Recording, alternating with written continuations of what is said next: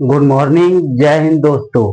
आज हम लोग भारतीय राज्य व्यवस्था के बारे में पढ़ेंगे। आज का मुख्य टॉपिक होगा भारतीय राज्य व्यवस्था, जिसमें हम बेसिक जानकारी के बारे में पढ़ेंगे। अनुच्छेद यानी भाग पढ़ने से पहले हमें किन कौन कौन से जानकारी प्राप्त होनी चाहिए और भारतीय राज्य व्यवस्था का बेसिक जानकारी क्या है वो मालूम होना चाहिए। आप लोग को पता है कि बिहार विधानसभा का चुनाव था और ये 14 नवंबर को कल हुआ, इसका काउंटिंग हुआ था और एनडीए की सरकार बन गई है। तो बीजेपी की सरकार एक बार फिर बिहार में नीतीश कुमार।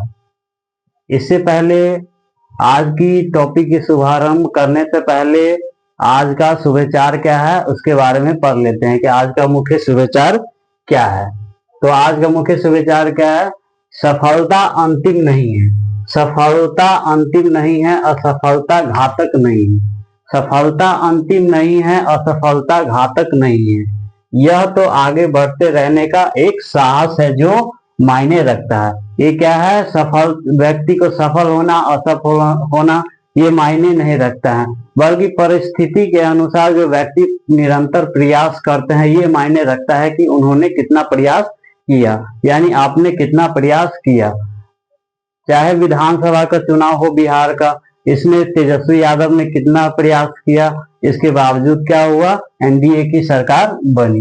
तो उसी प्रकार परिस्थिति अनुसार व्यक्ति कितना प्रयास करता है उस वो मायने रखता है। हार जीत तो होती रहती है। तो आज की क्लास का शुभारंभ करते हैं। भारतीय राज्य व्यवस्था के बारे में बेसिक जानकारी हम लोग प्राप्त करेंगे। जब तक आप लोग आज के शुभविचार को नोट कर सकते हैं।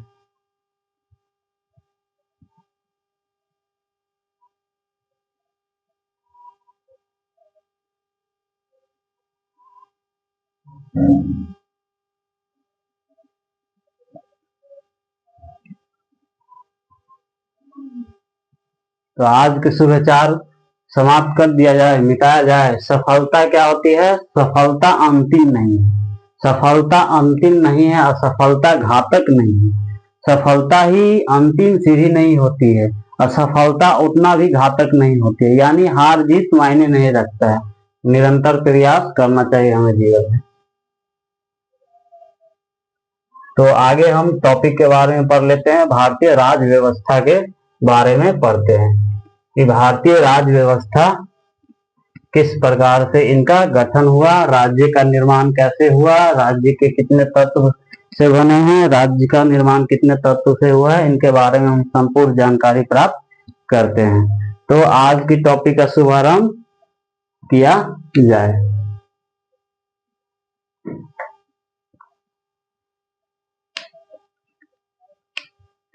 जब तक आप लोग साथ साथ नोट कीजिएगा, उसके बाद लिखने के बाद हम लोग इसको एक्सप्लेन करेंगे।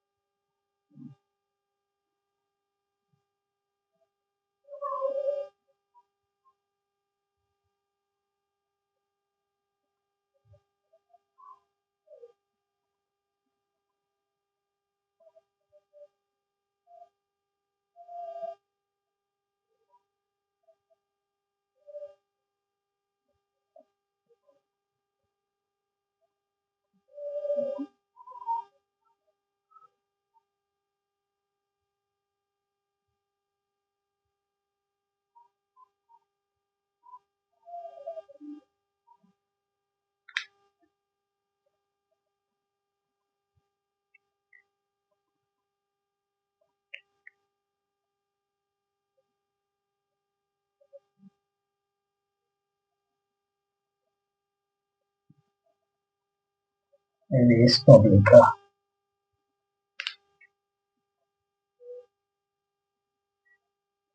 रोमन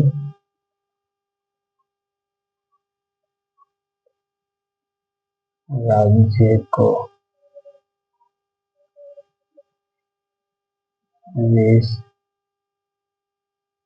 पब्लिका कहा जाता है।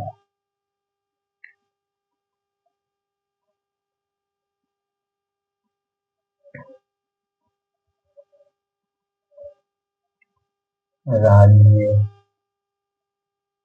का मुख्य तत्व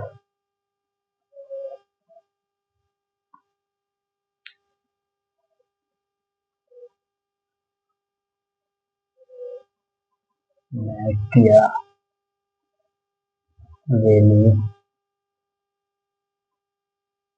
के अनुसार वर्ष 1933 में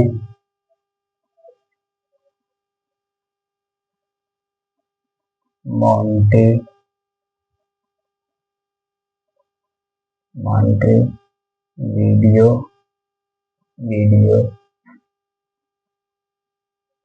कन्वेंशन में कहा गया कि राज्य का निर्माण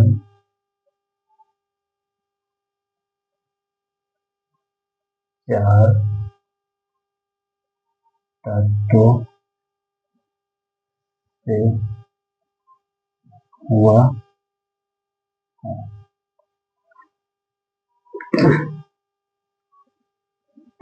तो हम पॉलिस और रेस पब्लिका के बारे में पढ़ते हैं। पॉलिस क्या है? पॉलिस एक ग्रीक राज्य को, पॉलिस किसे कहा जाता है? पॉलिस ग्रीक राज्य को पॉलिस कहा जाता है। ग्रीक राज्य को क्या कहा जाता है? पॉलिस कहते हैं। पॉलिस किन्हें कहते हैं? ग्रीक राज्य को क्या कहते हैं? पॉलिस कहते हैं। रोमन राज्य हम किसे कहते हैं? रोमन राज्य रेस पब्लिका, जो रेस पब्लिका है उन्हें हम क्या कहते हैं? रोमन राज्य। रेस पब्लिका को क्या कहा जाता है? रोमन राज्य। वर्ष 1943 में पहली बार राज्य शब्द का इस्तेमाल किया गया। वर्ष 1933 में पहली बार राज्य शब्द का इस्तेमाल किया गया। और ये शब्द किसके द्वारा इस्तेमाल किया गया था? राज्य शब्द का इस्तेमाल किसके द्वारा किया गया? मैकियावेली के द्वारा।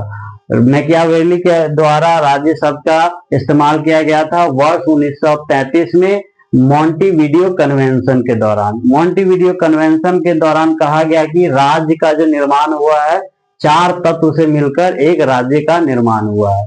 एक राज्य का निर्माण कितने तत्व से मिलकर हुआ है? 4 तत्व से मिलकर एक राज्य का निर्माण हुआ है, जिसके बारे में हम आगे चर्चा करेंगे कि वो प्रमुख 4 तत्व क्या है।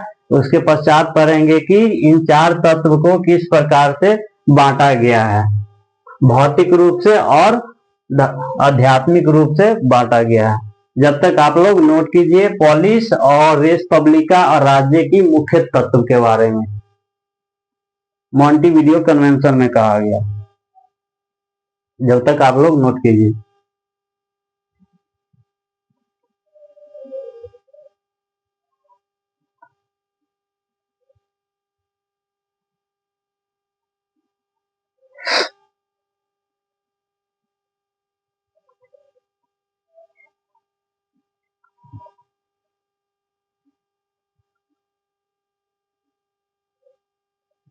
तो इरेज कर दिया जाए, इरेज कर देते हैं। आगे के टॉपिक के बारे में हम पढ़ते हैं कि राज्य के तत्व कौन कौन से हैं, 4 तत्व कौन कौन से हैं।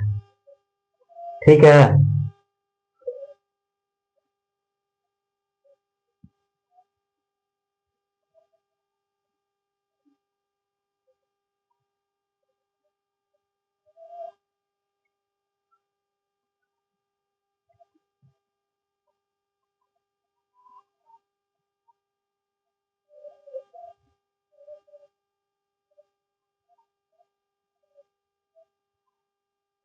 राज्यों का निर्माण प्रमुख 4 तत्व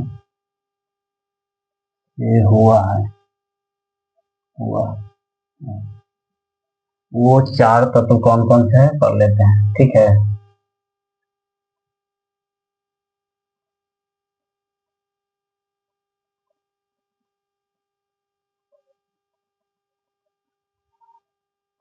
चार, ये चार तत्व कौन कौन सा है? पहला कौन सा है? जनसंख्या, जनसंख्या,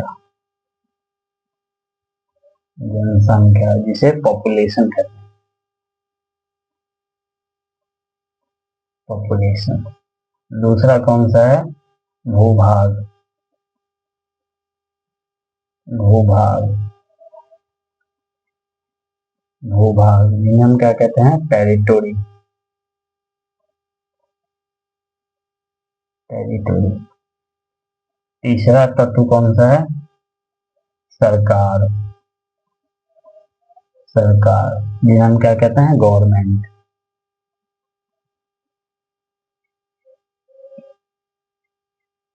गवर्नमेंट।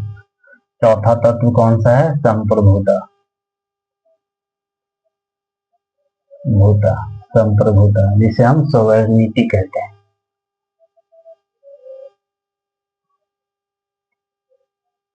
सोवेनिटी, ठीक है। अब इन चार तत्व को भी विभाजन किया गया है भौतिक आधार पर, भौतिक आधार, भौतिक आधार अर्थात फिजिकल एलिमेंट,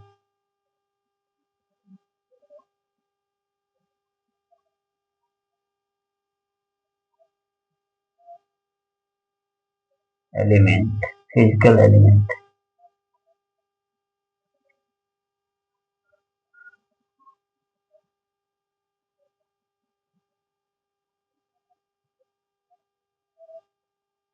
फिजिकल एलिमेंट, ठीक है।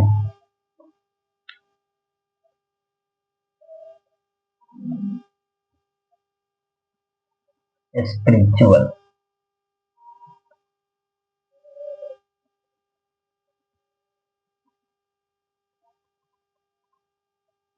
अर्थात आध्यात्मिक,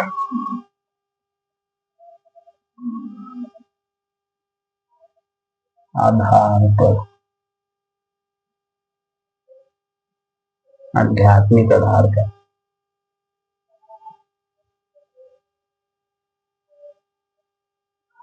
ठीक है। भौतिक आधार पे कौन कौन से हैं? जनसंख्या, जनसंख्या और जनसंख्या और भूभाग, भूभाग। स्पिरिचुअल एलिमेंट सरकार, सरकार और संप्रभुता, प्रभुता।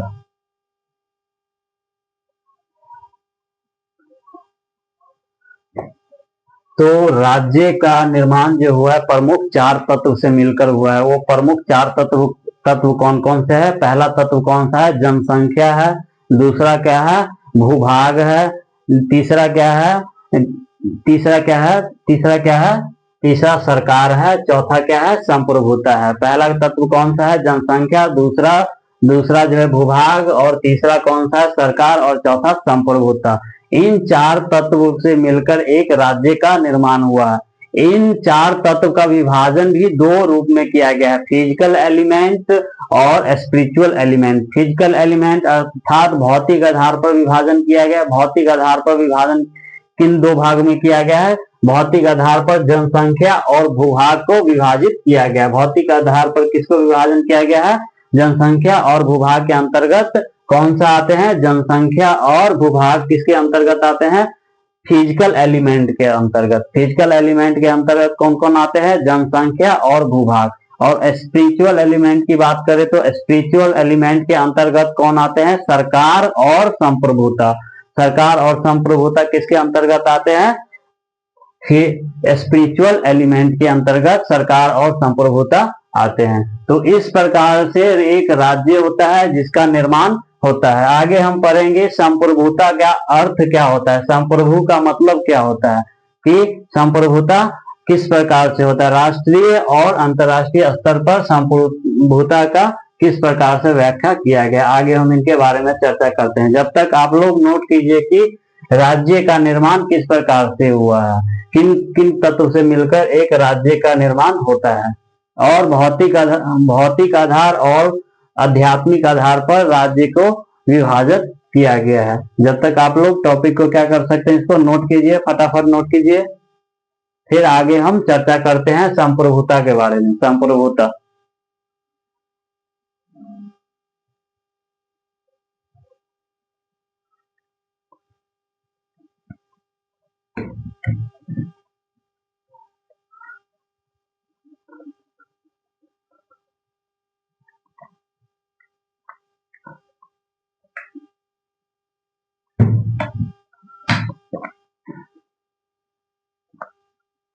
जल्दी जल्दी नोट कीजिए, फटाफट नोट कीजिए, उसके बाद हम आगे चर्चा करते हैं।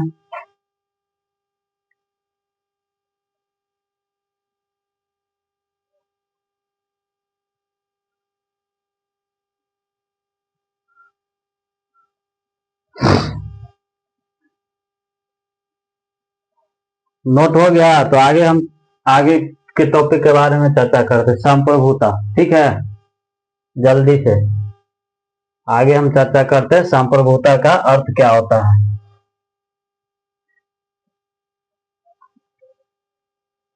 तो ये बेसिक जानकारी होना बहुत आवश्यक है कॉन्स्टिट्यूशन के बारे में जानने के लिए, भारतीय राज्य व्यवस्था के बारे में जानकारी प्राप्त है। ठीक है, आगे हम संप्रभुता का मतलब समझते हैं। संप्रभुता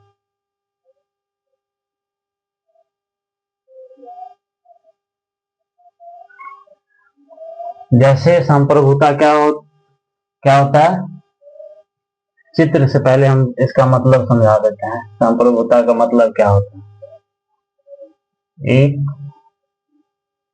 ऐसा राष्ट्र अथवा देश जो अपना आंतरिक तथा बाहरी निर्णय स्वयं लेता हूं।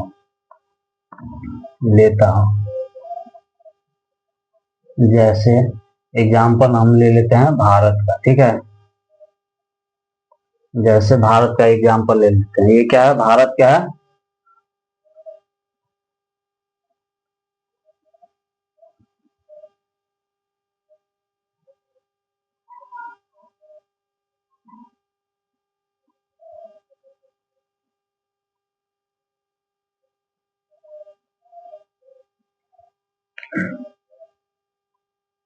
आंतरिक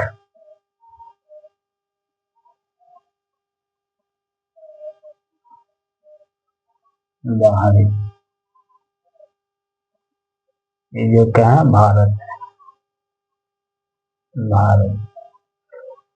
तो संप्रभुता का अर्थ क्या होता है, संप्रभुता का अर्थ क्या होता है, संप्रभुता का अर्थ क्या होता है, ऐसा देश या अथवा राष्ट्र जो अपना आंतरिक और बाहरी निर्णय स्वयं लेता हो, उसे हम संप्रभु राष्ट्र कहते हैं। जैसे कि हमारा देश जो इंडिया जो है, भारत जो है, कैसा देश है, संप्रभु राष्ट्र है। जो अपना आंतरिक और बाहरी निर्णय लेने में सक्षम हो, उसे हम संप्रभु राष्ट्र कहते हैं।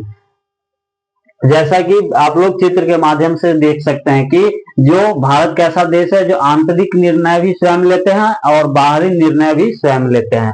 तो भारत कैसा राष्ट्र है, संप्रभु राष्ट्र है। संप्रभुता का अर्थ क्या होता है, एक ऐसा राष्ट्र अथवा देश जो अपना आंतरिक निर्णय बाहरी निर्णय स्वयं लेता हो, जो आंतरिक और बाहरी निर्णय स्वयं लेता है उसे हम संप्रभु राष्ट्र कहते हैं। तो संप्रभुता का मतलब आप लोग समझ चुके हैं कि संप्रभुता किसे कहेंगे? एक ऐसा राष्ट्र और देश जो अपना आंतरिक और बाहरी निर्णय स्वयं लेता हो उसे हम क्या कहेंगे? संप्रभु राष्ट्र कहेंगे। तो एक और कैसा देश है भारत? संप्रभुता राष्ट्र, संप्रभु राष्ट्र कहा जाता है भारत को। भारत और अमेरिका। आगे हम चर्चा करते हैं कि संविधान के बारे में चर्चा करते हैं। किसी भी राष्ट्र को चलाने के लिए तो कुछ नियम और कायदे की क्या होती है? आवश्यकता होती है ना। तो आगे हम संविधान के बारे में चर्चा करते हैं कि संविधान किस प्रकार से और कैसा है, कोडिफाइड है, अनकोडिफाइड है अथवा कैसा है, और सबसे पुराना संविधान किस देश का है और नया संविधान किस देश का है, सबसे बड़ा किस देश का संविधान है, सबसे छोटा किस देश का संविधान है। आगे हम इस टॉपिक पे चर्चा करते हैं। जब तक आप लोग नोट कीजिए संप्रभुता का मतलब क्या होता है।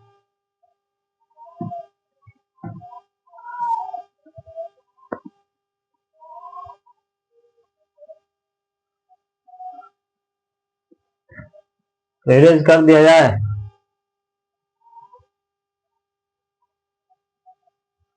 इरेज कर देते हैं। आप लोग समझ चुके हैं कि संप्रभुता का मतलब क्या होता है, समझ चुके हैं ना। तो आगे हम टॉपिक करते हैं संविधान। किसी भी देश को चलाने के लिए संविधान कुछ नियम कायदे की आवश्यकता होती है ना। तो आगे हम इन्हीं टॉपिक पे चर्चा करते हैं।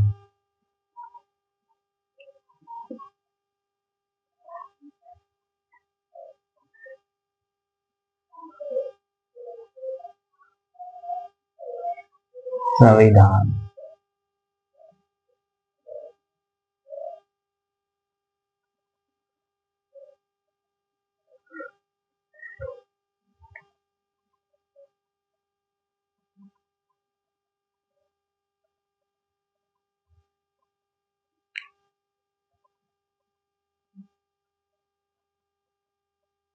किसी भी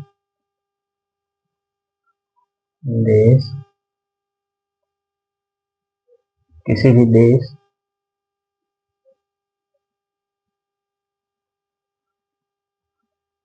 अथवा राष्ट्र को चलाने के लिए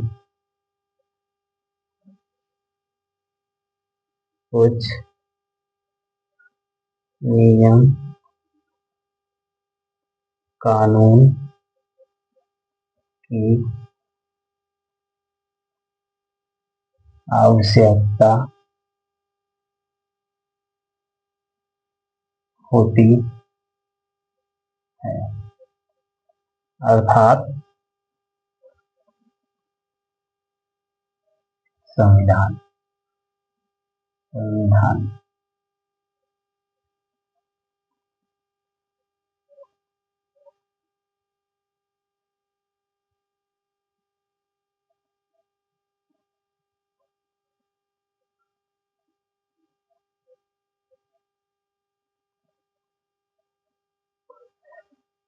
जैसा कि आप लोग को पता है ना कि किसी भी देश अथवा राष्ट्र को चलाने के लिए क्या होता है? कुछ नियम कानून की आवश्यकता होती है, अर्थात किसकी आवश्यकता होती है? किसकी आवश्यकता होता है? संविधान की आवश्यकता होता है।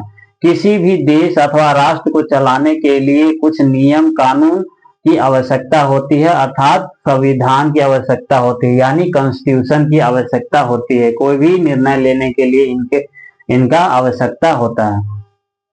तो आगे हम पढ़ते हैं, जब तक नोट कीजिए। उसके पश्चात हम पढ़ेंगे संविधान, भारत का संविधान और विश्व के संविधान के बारे में पढ़ेंगे कि संविधान कितने प्रकार के होते हैं। संविधान कितने प्रकार के होते हैं? 2 प्रकार के होते हैं।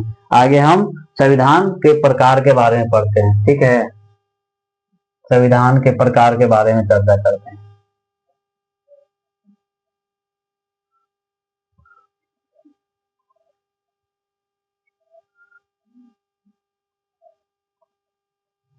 प्रकार, संविधान के प्रकार के बारे में चर्चा करते हैं, ठीक है। संविधान के कितने प्रकार के होते हैं?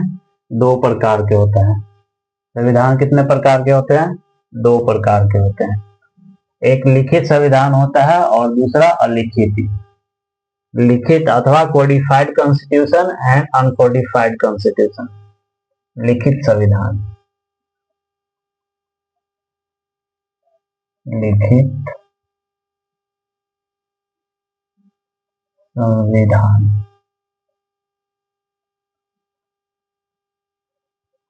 अलिखित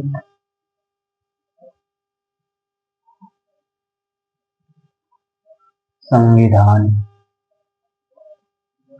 अलिखित संविधान। ठीक है, इसे हम क्या कहते हैं? Codified, codified. और क्या कहते हैं इसे? Uncodified, uncodified, uncodified. ठीक है, लिखित संविधान के बारे में बात करें तो किस किस देश का लिखित संविधान है उसके बारे में पढ़ लेते हैं। तो लिखित संविधान किस किस देश का है? 3 देश है जिनका क्या है? लिखित संविधान है। अमेरिका, अमेरिका, रूस, भारत। और लिखित संविधान के बारे में बात करें तो कौन सा देश है जिनका लिखित संविधान है? तो पहला देश कौन सा है? ब्रिटेन,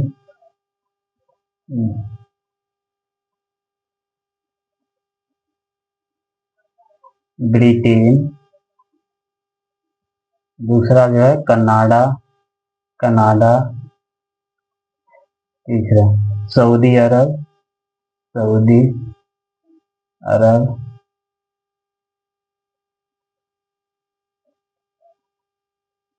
सऊदी अरब हो गया। Israel, Israel. और पांचवा कौन सा है? इजराइल हो गया। New Zealand, New Zealand. लाइट भी कट गया।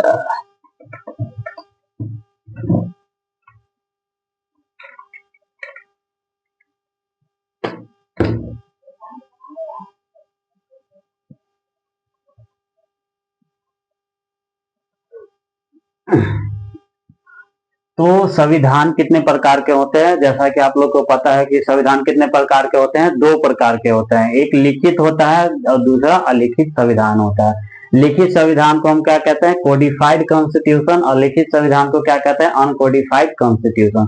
तो कोडिफाइड कॉन्स्टिट्यूशन के बारे में बात करें तो कौन कौन सा देश है जिसका क्या है? लिखित संविधान है। तो प्रमुख देश कौन कौन सा है जिनका लिखित संविधान है? कौन कौन सा है? अमेरिका हो गया, रूस हो गया, भारत होगा। अमेरिका, रूस और भारत एक ऐसा देश है जिनका क्या लिखित संविधान है, अर्थात कोडिफाइड कॉन्स्टिट्यूशन है। अनकोडिफाइड कॉन्स्टिट्यूशन के बारे में बात करें, जो अनकोडिफाइड कॉन्स्टिट्यूशन अर्थात अलिखित संविधान किस किस देश का जो संविधान है? अलिखित है। जो प्रमुख देश है जिनका क्या है? अलिखित संविधान है, वो कौन कौन सा देश है? ब्रिटेन हो गया, कनाडा हो गया, सऊदी अरब हो गया, इजराइल हो गया और न्यूजीलैंड। ब्रिटेन, कनाडा, सऊदी अरब, इजराइल एक ऐसा ऐसा देश है जो क्या है? जिनका कॉन्स्टिट्यूशन कैसा है? अलिखित है। इनका संविधान किस प्रकार का? अलिखित संविधान है। ब्रिटेन, कनाडा, सऊदी अरब, इजराइल और न्यूजीलैंड का संविधान कैसा संविधान है? अलिखित संविधान है। जब तक आप लोग नोट कीजिए कोडिफाइड और अनकोडिफाइड कॉन्स्टिट्यूशन। इसके पश्चात हम पढ़ते हैं कि सबसे नया संविधान किसका हाल ही में बना है और पुराना संविधान किस देश का बना है और बड़ा बड़ा देश कौन सा है अनुच्छेद के दृष्टिकोण से। ठीक है, जब तक नोट कीजिए संविधान कोडिफाइड और अनकोडिफाइड।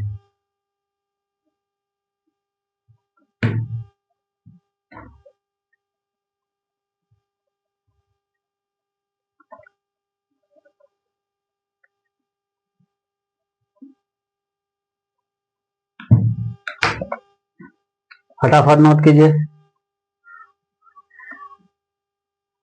आगे इरेज कर दिया जाए, इसको इरेज कर देते हैं। हो गया तो इरेज कर देते हैं।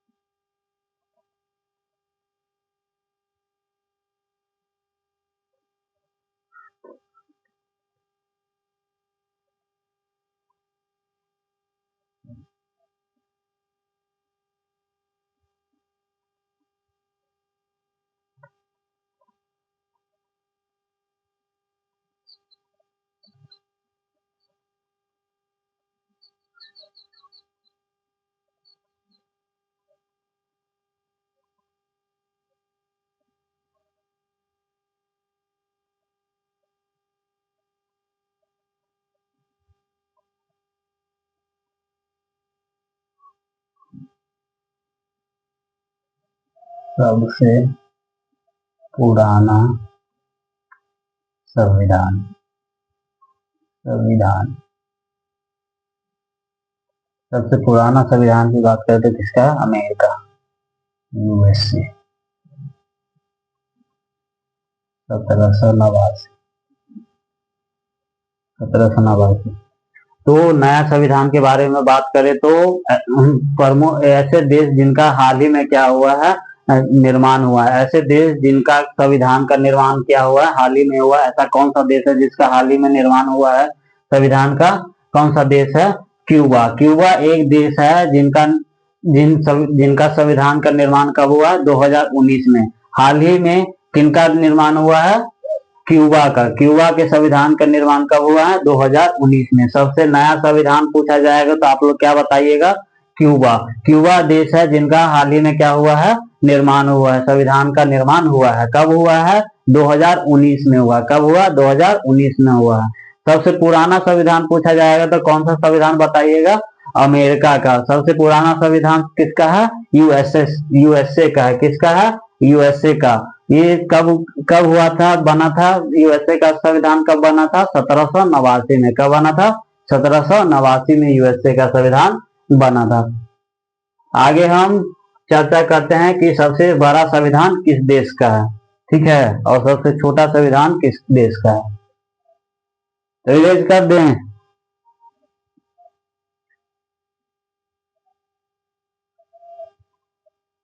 तो इरेज कर दिया जाता है, ठीक है। आगे हम पढ़ लेते हैं सबसे बड़ा और सबसे छोटा, ठीक है।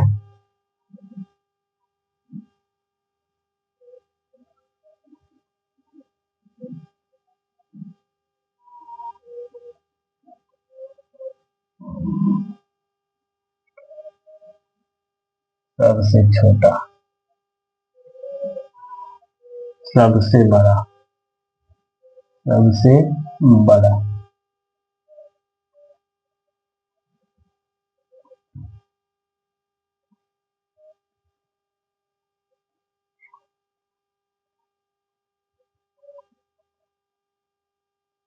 अमेरिका।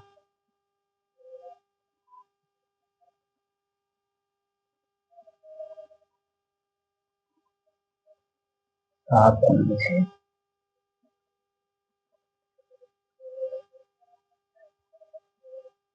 भारत। 395। 395 आज के।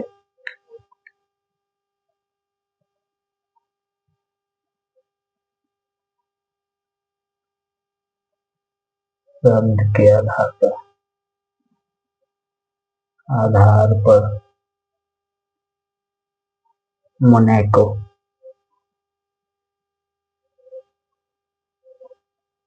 मोनाको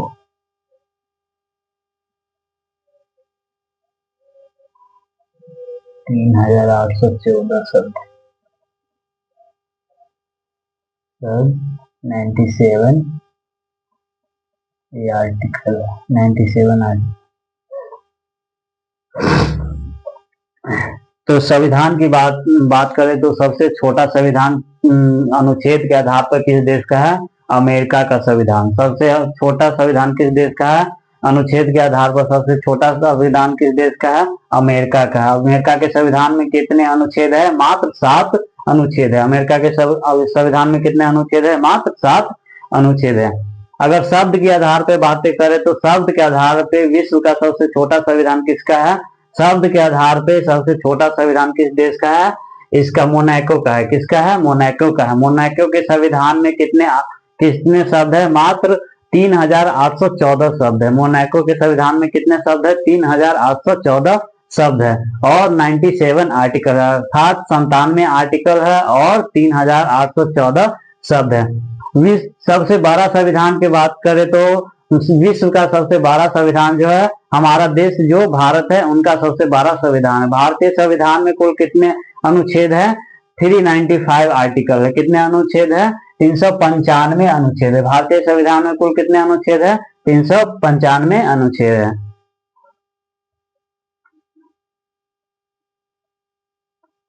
और विश्व की सबसे छोटे लोकतंत्र का संविधान की बात करें तो सबसे छोटा लोकतंत्र का संविधान किसका है?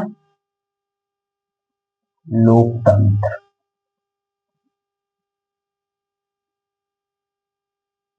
छोटा संविधान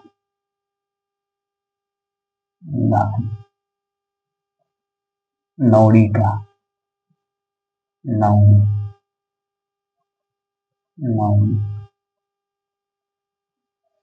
लोकतंत्र विश्व के लोकतंत्र का सबसे छोटा संविधान पूछा जाएगा तो किसका है? लोकतंत्र का सबसे छोटा संविधान किसका है विश्व में? नौड़ी का। नौड़ी का सबसे क्या है? लोकतंत्र का छोटा संविधान नौड़ी का है। किस देश का सबसे छोटा संविधान है? नौड़ी का। संविधान के दृष्टिकोण से सबसे छोटा देश कौन सा है? नौड़ी।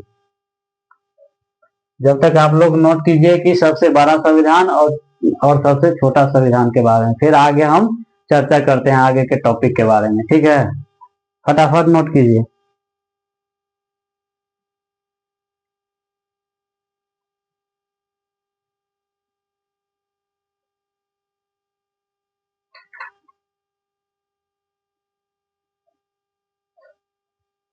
तो आगे के टॉपिक के बारे में चर्चा करें, कानून व्यवस्था के बारे में चर्चा करते हैं। ठीक है, आगे हम लोग कानून व्यवस्था के बारे में चर्चा करते हैं। तो इसको इरेज कर दिया जाए। आप लोग ये नोट कर लीजिएगा कि विश्व के लोकतंत्र का सबसे छोटा संविधान किसका है? लोकतंत्र का संविधान किसका छोटा है? नौड़ी का। ठीक है, आगे हम लोग कानून व्यवस्था के बारे में पढ़ लेते हैं। ठीक है, सरकार चलाने के लिए कानून की जरूरत होती है ना, तो कानून व्यवस्था के बारे में पढ़ लेते हैं कि भारत में कंपनी का शासन कब तक रहा और क्राउन का शासन कब तक रहा।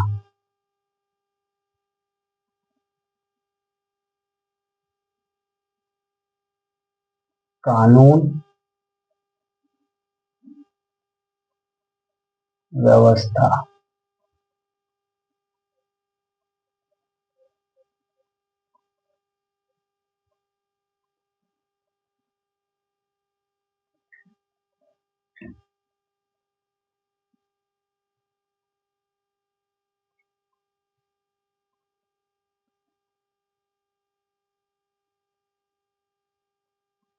कानून व्यवस्था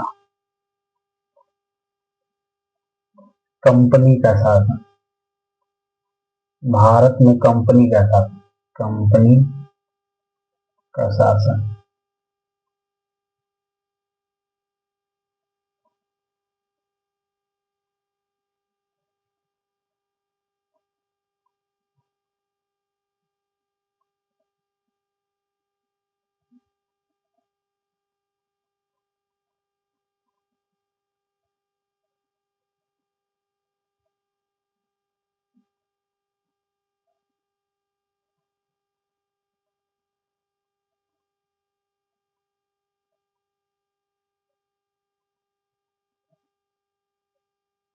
क्राउन की शासन, क्राउन शासन, क्राउन का शासन 1858 से 1947।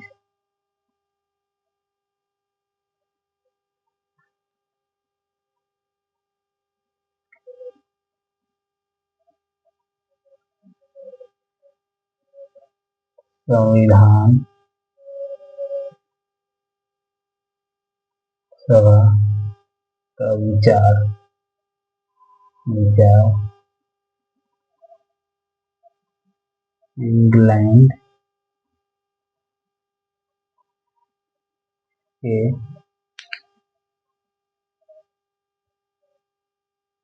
हेनरी मैन ने सर्वप्रथम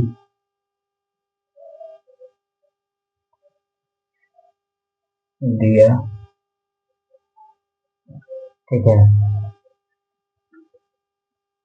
तो कानून व्यवस्था के बारे में बात करें तो कानून व्यवस्था का शासन काल कब तक रहा। कानून व्यवस्था के बारे में बात करें तो कानून व्यवस्था कंपनी का शासन, भारत में कंपनी का शासन कब से कब तक रहा। भारत में कंपनी की शासन की बात करें तो कंपनी का शासन 1773 से 1857 तक रहा। 1773 से 1857 तक कंपनी का शासन रहा। उसके पश्चात भारत में क्राउन का शासन हुआ। क्राउन का शासन कब हुआ, जब कंपनी का शासन समाप्त हुआ तो क्राउन का शासन शुरू हुआ। क्राउन का शासन की बात करें तो क्राउन का शासन कब से शुरू हुआ था, 1858 से 1947। वर्ष 1858 से 1947 भारत में किसका शासन रहा, क्राउन का शासन रहा। भारत में संविधान सभा की बात करें तो भारत में संविधान सभा का विचार सर्वप्रथम किसने दिया था, सबसे पहले किसने दिया था संविधान सभा का विचार, इंग्लैंड के एक व्यक्ति थे, हेनरी मैन थे, जिन्होंने क्या किया था, सबसे पहले संविधान सभा का विचार व्यक्त किया था। सबसे पहले संविधान सभा के विचार किसने व्यक्त किया था, इंग्लैंड के हेनरी मैन ने। तो कानून व्यवस्था की बात करें तो कंपनी का शासन भारत में कब से कब तक रहा, 1773 से 1857, और क्राउन का शासन कब से कब तक रहा, 1858 से 1947। संविधान सभा का विचार इंग्लैंड के हेनरी मैन ने सर्वप्रथम दिया था। इंग्लैंड के हेनरी मैन ने संविधान सभा का विचार सबसे पहले दिया था। आगे हम पढ़ लेते हैं भारतीय संविधान सभा। भारतीय संविधान सभा के बारे में पढ़ते हैं। ठीक है, आगे के टॉपिक क्या है, भारतीय संविधान सभा।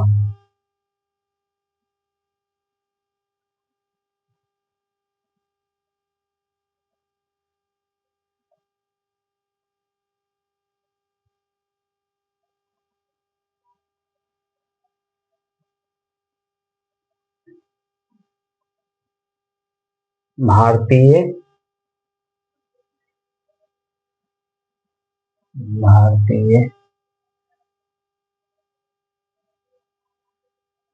संविधान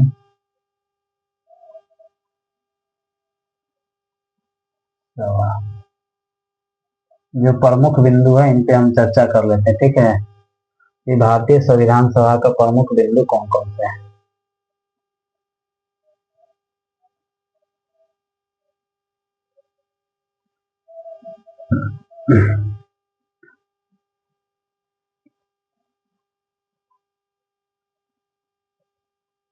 1895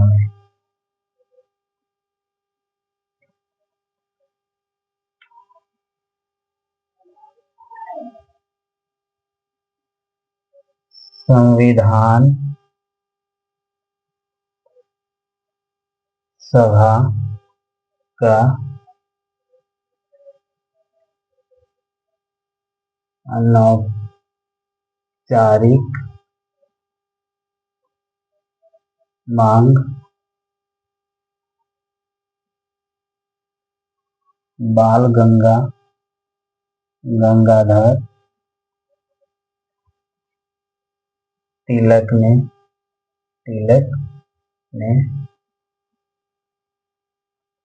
किया था। आगे पढ़ते हैं, 1895 में बाल गंगाधर तिलक ने क्या किया था, संविधान सभा के अनौपचारिक मांग किया था। 1918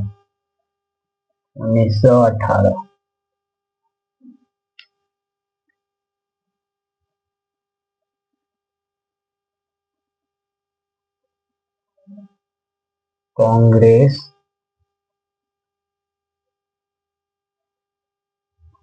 अधिवेशन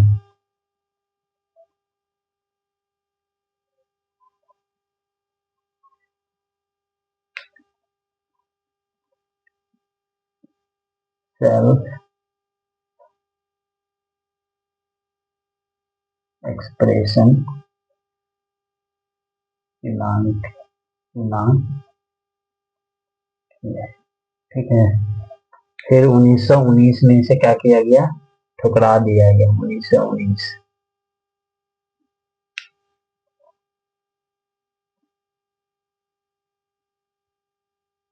स्वीकार। ब्रिटिश संसद द्वारा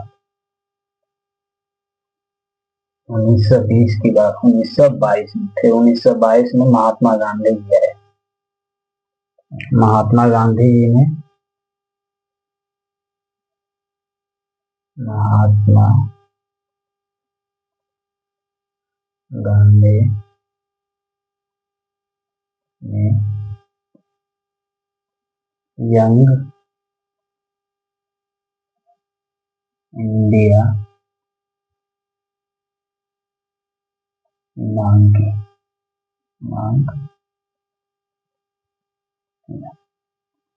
1924 1924 की बात करें तो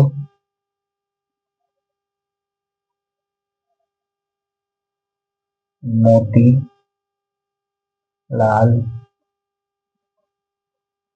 नेहरू ने बॉम्बे अधिवेशन की मांग किया। तो मुख्य रूप से हम बात करें तो भारतीय संविधान सभा की अनौपचारिक रूप से, मतलब अनौपचारिक अनऑफिशियली जो मांग किया था बाल गंगाधर तिलक ने किया था। अनऑफिशियली मांग मतलब अनौपचारिक मांग जो बाल गंगाधर तिलक ने कब किया था, 1895 में। वर्ष 1895 में बाल गंगाधर तिलक ने संविधान सभा की अनौपचारिक मांग की थी। उसके पश्चात वर्ष 1918 में कांग्रेस अधिवेशन की मांग किया गया। इसी संविधान सभा में कांग्रेस अधिवेशन की मांग कब किया गया, 1918 में कांग्रेस अधिवेशन की मांग किया गया, जिसे वर्ष 1919 में ब्रिटिश संसद में क्या किया गया, अस्वीकार कर दिया गया। इसको सेल्फ एक्सप्रेशन की मांग जो थी उनको क्या किया गया, अस्वीकार कर दिया गया। वर्ष 1919 में ब्रिटिश संसद में अस्वीकार कर दिया गया। फिर 1922 में महात्मा गांधी जी आए और महात्मा गांधी जी ने यंग इंडिया की मांग की। और महात्मा गांधी जी ने किसकी मांग की, यंग इंडिया की मांग की। इसके पश्चात वर्ष 1924 में मोतीलाल नेहरू जी ने बॉम्बे एक्सप्रेशन की मांग की, बॉम्बे अधिवेशन की मांग की। मोतीलाल नेहरू जी ने किसकी मांग की, बॉम्बे अधिवेशन की मांग वर्ष 1924 में किया। इसके पश्चात इसके बाद हम लोग पढ़ते हैं मानवेंद्र नाथ के बारे में पढ़ते हैं, जो 1934 में क्या किए, औपचारिक रूप से संविधान सभा की मांग किया था और जेल में रहते हुए उन्होंने क्या किया, संविधान सभा का मांग किया था। जब तक आप लोग नोट कीजिए 1895, 1918, 1919, 1922 और 1924 में क्या क्या हुआ, जब तक आप लोग फटाफट नोट कीजिए।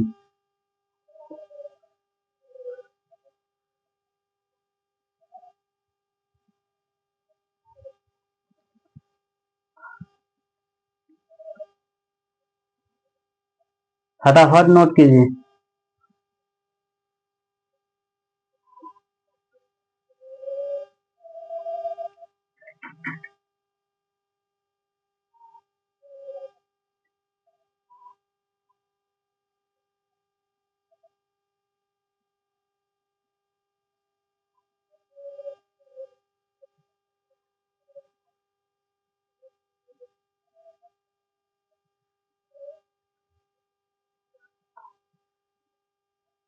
तो इरेज कर दिया जाए, तो इरेज कर देते हैं, हो गया तो इरेज कर देते हैं।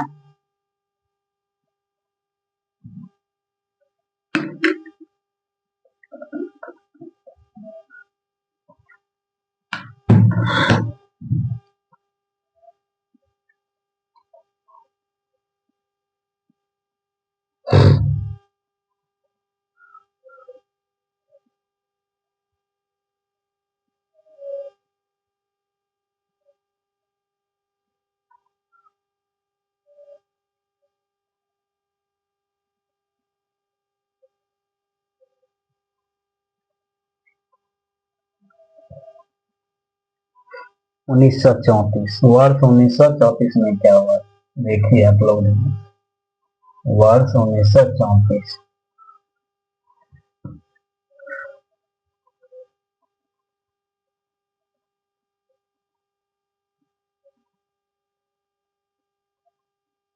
मानवेंद्र नाथ रॉय, MN रॉय, MN रॉय ने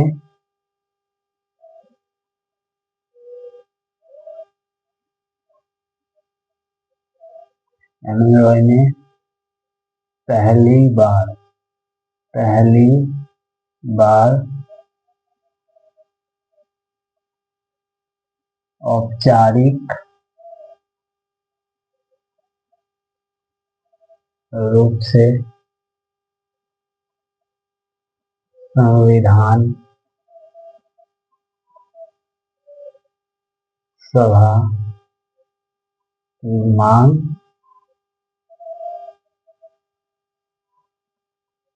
किया। कहां से किया था?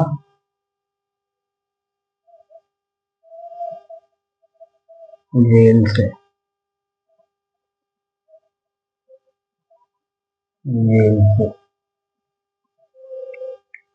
और दूसरी मांग क्या था? कांग्रेस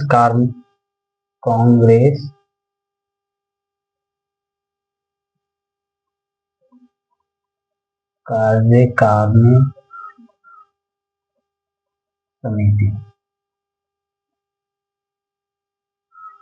समिति।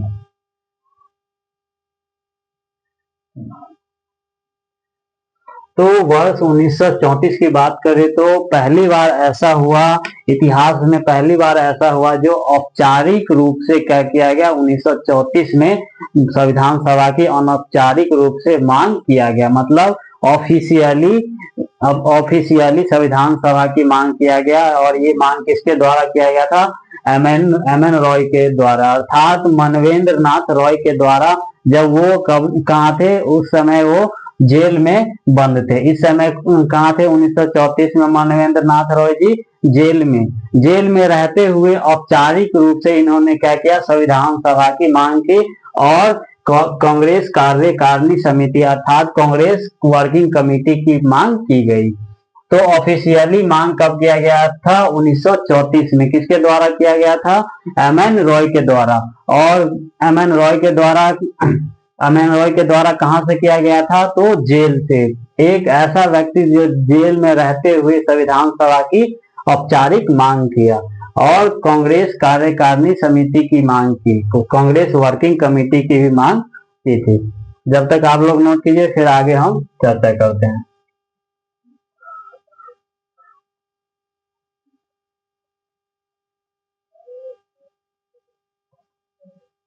1938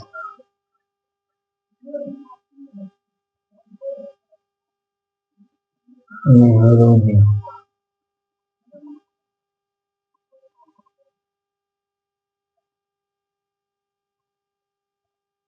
वयस्क मताधिकार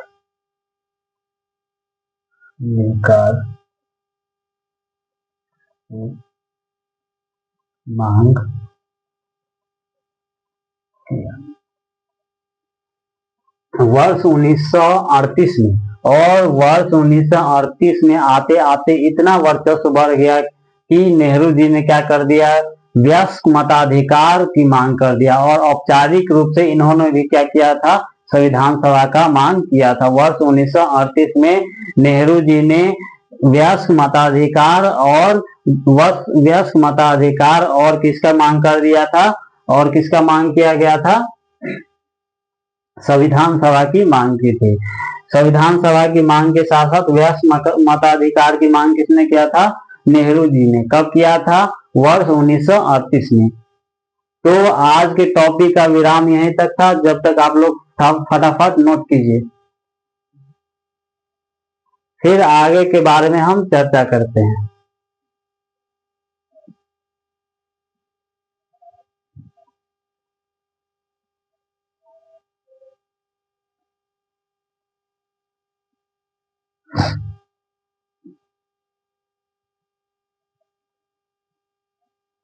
तो आज का टॉपिक जो था प्रमुख रूप से यहीं तक रहने देते हैं, सीमित रहने देते हैं।